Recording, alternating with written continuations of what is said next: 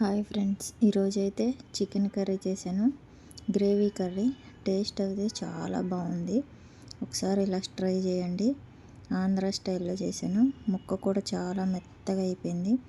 ఎలా తయారు చేయాలో చూపిస్తాను. ముందుగా 1 కిలో చికెన్ తీసుకొని ఒక బౌల్లో వేసుకోవాలి.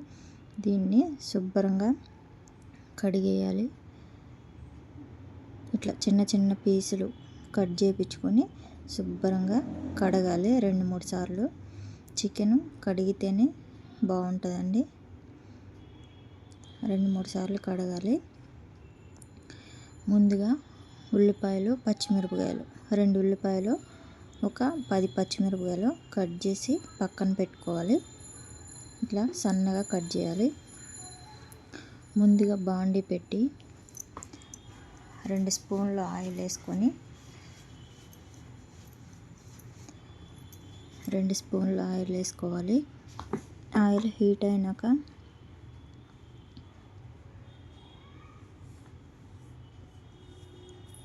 సాజీరా వేసుకోవాలి.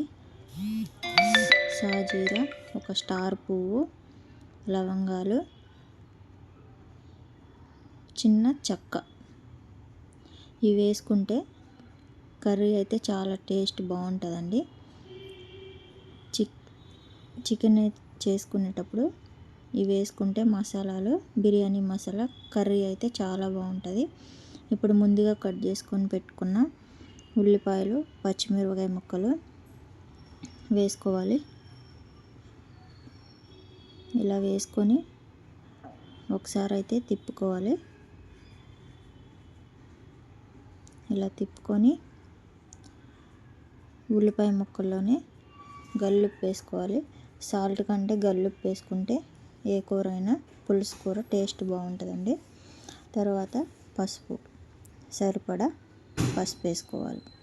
ఈ పసుపు వేసుకొని ఉల్లిపాయలు ఒకసారి తిప్పేసుకొని ఒక 2 నిమిషాలు మూత పెట్టుకోవాలి.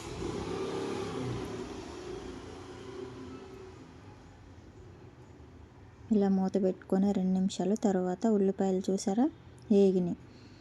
తర్వాత ముందుగా కడిగి పెట్టుకున్న చికెన్ దానిలో వేసుకోవాలి.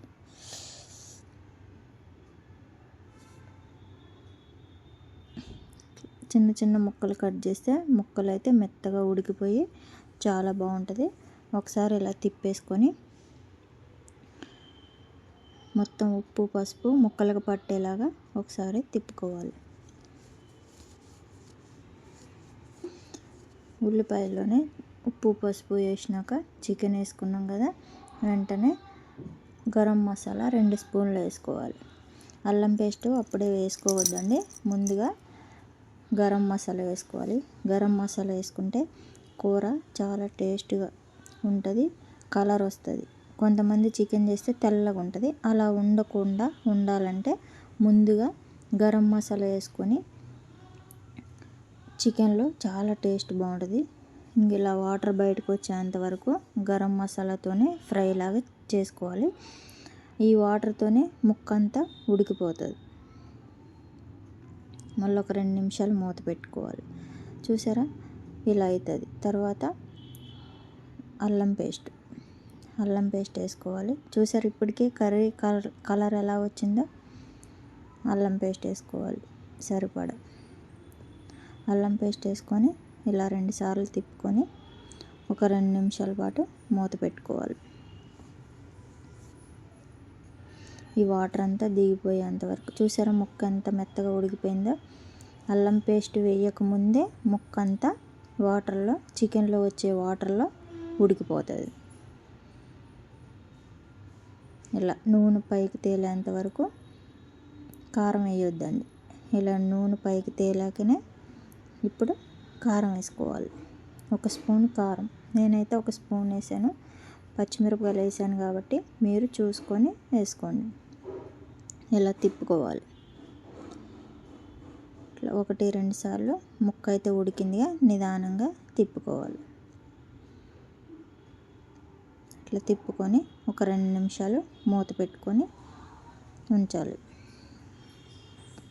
చూసారా ఇట్లా ఆయిల్ పైకి వచ్చినాక వేడి నీళ్ళు, చికెన్లో అయితే వేడి నీళ్ళు వేసుకుంటేనే బాగుంటుందండి. చికెన్ కానీ మటన్ కానీ మనం కొంతమంది చల్లగా నీళ్ళు పోస్తారు, కూర టేస్ట్ మారిపోతుంది.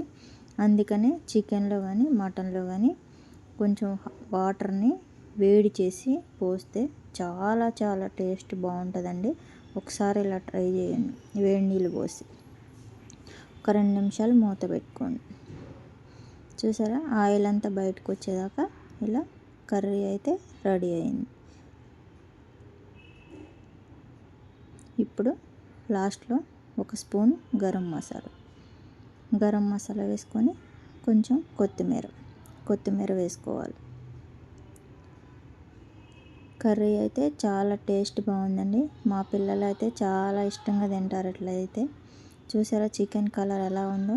కొంతమంది చేస్తే తెల్లగా ఉంటుంది, ముక్క కూడా లోపల తీయటమే తెల్లగా ఉంటుంది. మీరు ఈ విధంగా ట్రై చేయండి, ముక్క అయితే మెత్తగా ఉంటుంది. మన పళ్ళు తినేటప్పుడు పంటలో కూడా ఇరుక్కుపోదు. ఇది చాలా బాగుంటుంది టేస్ట్ అయితే. ఈ విధంగా ఒకసారి ట్రై చేయండి. మీకు నచ్చితే ఒక లైక్ అండ్ సబ్స్క్రైబ్.